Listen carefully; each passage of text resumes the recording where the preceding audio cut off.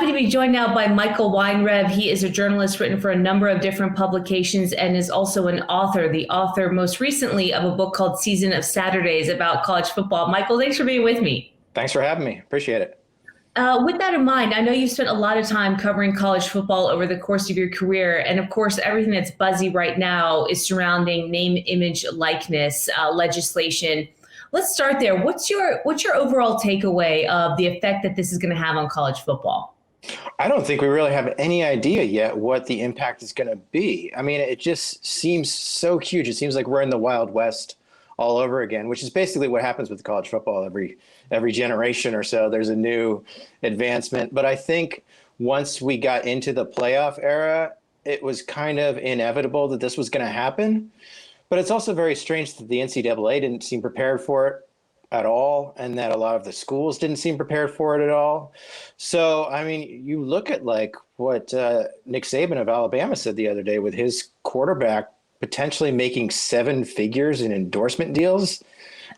What is that? I have no idea what the impact of that is going to be, both within Alabama's program and outside of Alabama's program. Is it just going to concentrate all the power at the top, which is kind of the way college football has long been anyway? Who's going to benefit the most? Is this just sort of a novelty for the moment? Are all these players getting these deals just because it is a novelty? And is it going to wear off eventually so that it won't be as big a deal as we think? It's really interesting to see just what's going to happen, because college football has always existed in this weird vacuum where it was like an amateur sport, but it really wasn't an amateur sport. And now that's all gone. Now it's just essentially on its way to becoming sort of professionalized even more.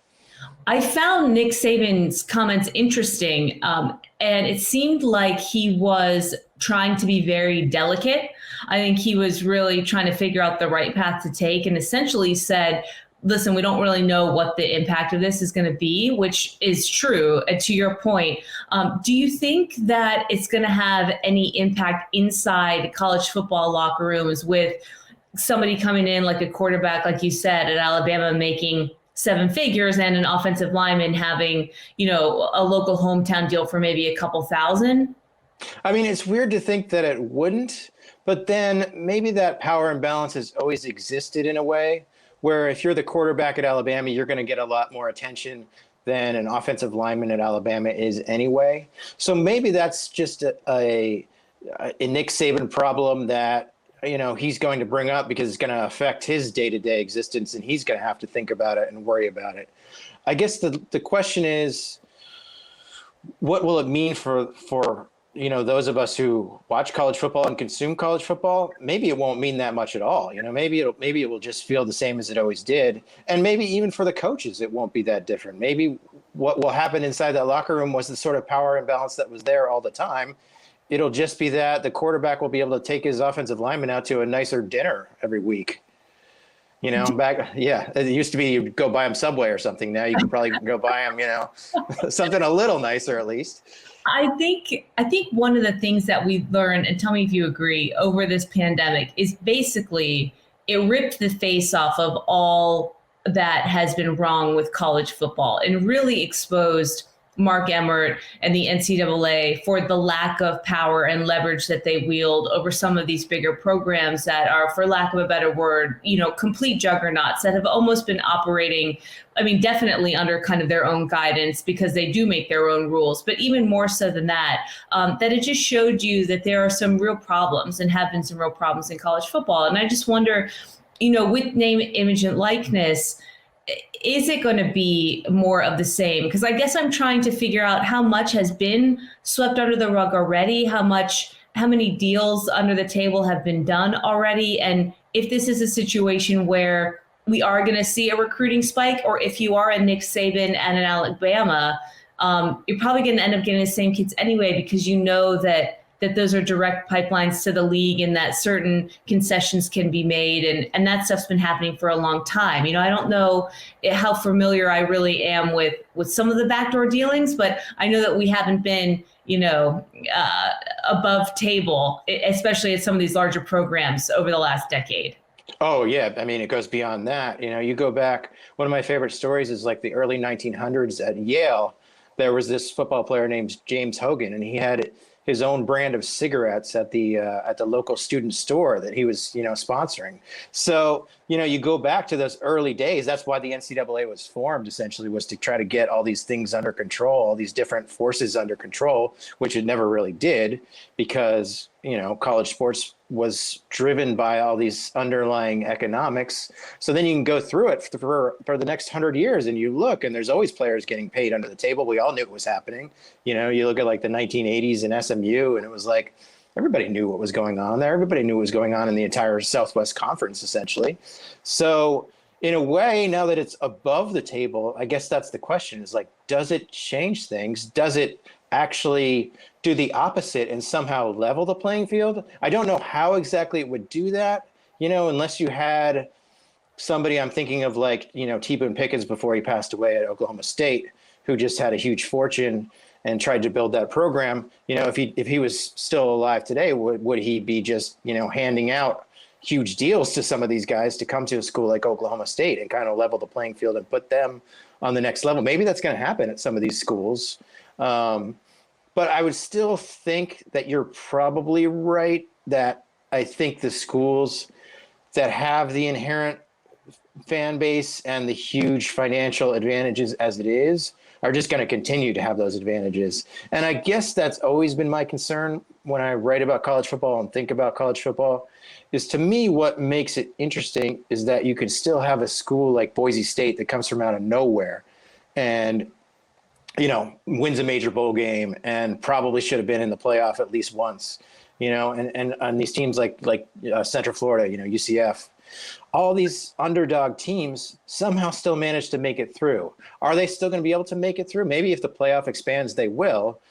But how is the fact that they're not going to have the same endorsement money going to impact their ability to do that? I don't really know.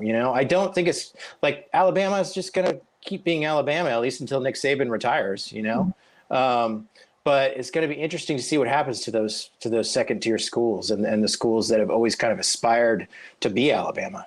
I almost wonder if this takes something off of Nick Saban and other head coaches' plates. Before they had to really think about, and maybe programs that aren't quite as powerful as those programs, even like those second tier programs that are trying to figure out how to compete or how to stay in the game. I almost wonder if this is a situation where it's like, okay, just go. If you're worth 7 figures, go get 7 figures. If you're worth some local endorsement deal, just go get the endorsement deal and let us worry about other stuff. I don't know if it's more of a relief for a guy like Nick Saban or more of a headache. I guess time will figure out. But overall, when you assess the college football landscape, because you've written about this and you've reported on college football so much over the course of your career, I find myself sometimes thinking about like, what is a college football fan today anyway? Like, I'm watching the national championship and I feel like I'm watching the NFL on a Sunday. Like, the teams that are NFL B, so to speak, are normally the ones that are going to make it to the very end, with the exception of some of these other schools that you're mentioning, which for me is like what makes college football so exciting. I did go to an SEC school, so having the experience at the University of Florida, like, that feels like big college football to me. But when I was there, it still felt even maybe a little bit different than it did today. Maybe that's naive. All that to say, like, what is college football these days to you? What does it mean to be a college football fan today with how much has changed? It is just a pure contradiction at all times in almost all ways. I went to Penn State, so I'm used to seeing big time football. But at Penn State, when I was there, and even now, there was still this sense that like we're different, and it turned out that bad things happened, obviously, that were related to that concentration of power and things. But I think there was always this sense that college football could juggle these two things, that it could be this giant corporate entity, and yet the players could still be viewed as pure in some way. Because I think what we're doing with college football, right, is we're tapping into our own nostalgia. For you think about your days at Florida. For me, I think about my time at Penn State. Everybody who grows up with this sport has a sense of nostalgia for it because it's young kids, 18 to 22 playing football, whether you went to college or not, you sort of have that feeling of like being young and sort of just starting out and all these different things. Does that change? Probably it does. Probably already has changed. I think what's interesting is that maybe part of what you're talking about is the 4-team playoff, which felt like it basically has been the same teams every year, and it feels like it's Alabama, Clemson every year. And there's no room for those other teams to work into the mix, because the thing that could happen is you move to an 18 playoff, and then you get UCF. Maybe they just beat Alabama sometime. Maybe it's just, that one out of every 40 times when they can beat Alabama. And that just sort of changes the mix and changes the feeling of what the sport is and what we want it to be. We're not going back at this point. We're not going back to amateurism. We're not going back to these. So are we going to be able to keep the feeling that we want from college football as it changes into something different? Maybe expanding the playoff kind of throws us a little bone in terms of that. I mean, I don't know. I don't know, like, what going back to a game, is it going to feel different? Or is it just going to be like, okay, I'm going back to my alma mater and I'm going to sit with 100,000 people screaming and yelling, and we're going to be watching these guys who wear the uniform of this school that I, really love and adore. Is that going to change? That's kind of fascinating to think about. And it makes me feel like fans just want to be lied to, in a sense, which I guess they have been. We want to pull the wool over our eyes and pretend that we're watching something that is pure and reflects a sense of amateurism and reminds us of the schools that we went to. And maybe that's what we pay for, and maybe that's why athletes get paid. And I think this is probably a deeper discussion for another time. Yeah. Maybe that really is what it's about at the end of the day as a college football fan, is that you don't want to know how the sausage is made, so to speak. You want to reconnect with a younger part of yourself, a time in your life, and you want to go to a game and pretend that you're watching a college football game and not what is essentially going to be like an NFL B game. I mean, maybe that's what it's always been. Yeah, I think there's a different feeling when you're watching, and I love watching the NFL, but it's a different feeling. It's not the same. It's not, the stadiums aren't the same. The pageantry isn't the same. Just the feeling of watching these guys isn't the same. It always bugs me that when people who don't watch college football are like, this game is so flawed. And I'm like, that's what's great about it, is that it's flawed. It's so imperfect. It's like you get these quarterbacks and you're like, people will be like, well, this guy could never play in the NFL. And I'm like, who cares? They'll look at like Tim Tebow, and it's like, Tim Tebow is, to me, the quintessential college football player. He was incredible at Florida. He wasn't meant to play pro football, apparently, but who cares? It's like, he was a god. It was like what he did for those, was it 3 years of Florida? He was a god. I think about Danny Werfel even before him. Like, that guy never really did anything. But if you talk to Florida Gator fans of a certain era, I mean, Danny was kind of similar to Tebow, like the man. He was the quintessential Heisman college quarterback, and that's kind of where it started and where it stopped. And there's nothing wrong with that at all. No, I think the people who have something wrong with that are the ones who have the problem, to be honest. I just think there is something different about college football, and I am worried about how that feeling is going to be preserved over time. And I don't want to get too philosophical, but I do think these are the big questions that we don't really have answers to. It's like, how are we going to remain nostalgic about this sport as it becomes more and more professionalized? No, I think I'd love to have you on for a conversation, for a philosophical discussion of college football another time, because I think that is really an interesting part of it, is like we're chipping away at whatever identity we want college football to be. And at some point, you're not going to be able to lie to yourself anymore and pretend it's what you want it to be if there's no semblance of what it once was. But just before we move on, I want to ask you a couple other questions before I let you go. I don't want to keep you too long, but the book that you wrote most recently about college football, can you tell me just a little bit about what that's about? It's actually a lot of what we've been discussing, to be honest. It's a lot about reconciling the idea of what we want college football to be and what it actually is, so what I did for that book was I chose 14 different games, and I sort of used those to jump as jumping off points. So it goes back to the very first game between Rutgers and Princeton in 1869, and then it goes forward through the years at different games, whether they were impactful to me personally or whether they were impactful for college football. So there was a famous 10-10 tie between Notre Dame and Michigan State in the 1960s that decided the national championship. So it gets into all these ideas of why college football became kind of the quintessential American sport, at least to me. Nobody else plays college football. No other countries really, if they do, it's not that big a deal. In Canada, I think they have college football, but nobody cares. In America, it's like the second biggest sport behind the NFL, So why is it that we as Americans are so wedded to this idea of what college football is, and why does it feel so important to us, and why does it matter so much in certain parts of the country and then not matter that much in other parts of the country? What is it that all these ideas we just discussed about college football sort of apply to America itself? I think maybe I'm being a little too high and mighty with that kind of stuff, but I do think it's true. I think there's this contradiction that we have to deal with is part of what it means to be an American too, I think. Oh, interesting. Yeah, and it does feel so regionalized. Like when you think about I don't think baseball is America's pastime anymore. It's obviously football.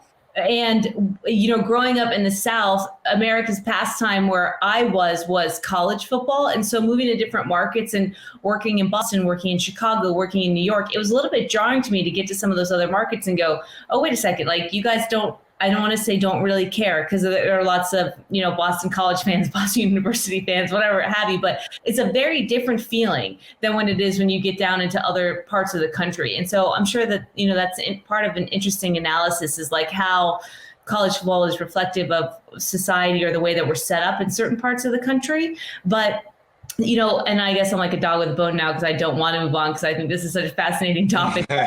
Working in Ivy League football for me for a small period of time, I worked as a sideline reporter and did like the Harvard-Yale game and would cover some of those Ivy schools where they still, maybe just because they're smarter than the rest of us, are seemingly more tied to some of the amateur principles or, the principles that have existed for longer in college football. And you really get a sense, like when you're around some of those schools, that, oh, this is that sort of nostalgia that I've been looking for. This is really what college football is. Like, I feel like for whatever reason, you can tell me if this is true or not before we move on, I don't know if it's a lack of recruiting, a lack of money, a dedication to academia, whatever it is. Some of those programs that have been around for over a century, I think have maybe figured out a way to try to keep like a semblance of what we all go for when we want to go to college football on a Saturday.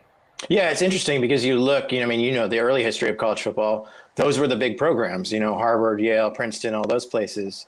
And then at some point, they decided like this is too much of a rat race and it doesn't fit with what we want to be. So then they kind of took the dive down and, kind of, I don't want to say de-emphasize, but a little bit.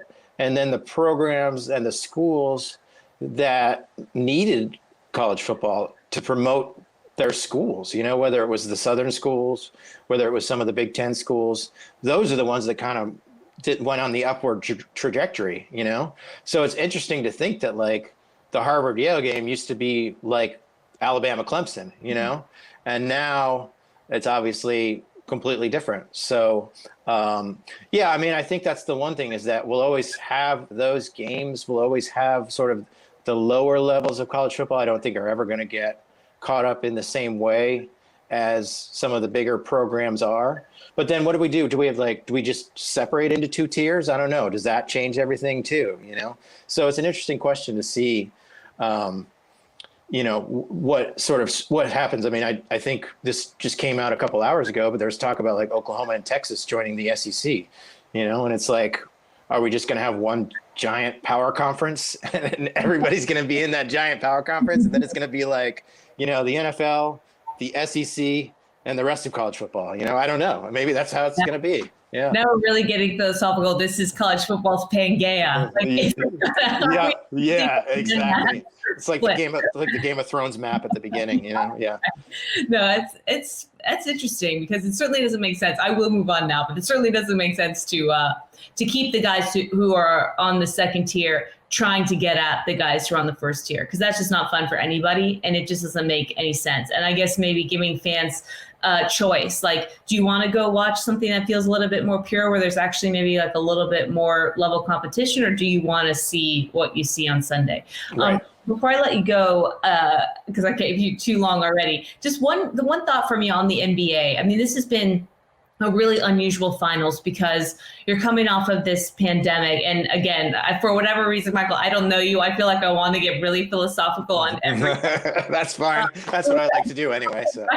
Which I won't do. But I've been really fascinated to see like the effect of this pandemic on the sports cycle in general, and also on the NBA, because now working the Olympics and seeing fans come back, I've been kind of fascinated to see how it's affected a sports fan psyche. Like, you saw the ratings dip so much with the NBA because I think there was something about, for a sport, and I'm not reinventing the wheel here, but I think for a sports fan, there was something about watching an empty arena, stadium, whatever, what have you, that really kind of underscored for them the trauma and anxiety that a lot of people were feeling. And it just felt icky for them. And they don't want to get back to that. So you had like this ratings dip because I think people were just like, well, we don't really want this right now. We're dealing with this all day. And then you have an NBA Finals that features two teams in Phoenix and Milwaukee that didn't even have a player who had won a title before, that weren't associated with like those typical powerhouses. Ended up having a great story because Giannis is just like the best. And, Chris Paul, unfortunately, like dealing with the agony of not being able to punctuate that with a ring and blowing that huge lead. So there was a lot of good stuff there, I think, for a basketball fan. But it was just an interesting sort of setup. Like, you had the ratings dip. The teams were like kind of so-so, I think, when you talk about big markets. All that to say, what was your kind of analysis and takeaway from the NBA Finals matchup that we saw and where the NBA is right now? I think you're right. I think it's in a really interesting place because, we're talking about dynasties in college football. You talk about dynasties, that's basically what the NBA traffics on. It's like our whole lives, the NBA has basically been defined by dynasties of one shape or form. And so you get LeBron last year, obviously, but then you get this year, and it just felt kind of fresh. It felt like there was so much parity, which is not something that you get a lot in the NBA. So then I think that's kind of the big, I'll get philosophical again, but that's kind of the big philosophical question, I guess, right? Is like, is this just how the NBA is going to be now? Or like, is Giannis just going to be awesome for 3 or 4 more years and Milwaukee's going to make the finals every year? It'll be interesting to see whether like we sort of enter this weird age of parity in the NBA, which we never really had that much of before. Well, yeah. No, I think Giannis is unusual because I'll let you go soon. I think what we saw was, what we're seeing is you've got all these NBA stars like LeBron and some of these other guys that are concentrated on these super teams because we're in a bit of a player empowerment era now on all fronts. And they feel like, oh, I have the chess piece. I can kind of move and be where I want to be, like something that's being mirrored, I think, even by like NFL quarterbacks too. And then you have this really unusual, talented superstar who said, you know what, like, I'm going to stay in Milwaukee, commit to Milwaukee, bring a championship to Milwaukee. And, so maybe he's the exception to that rule.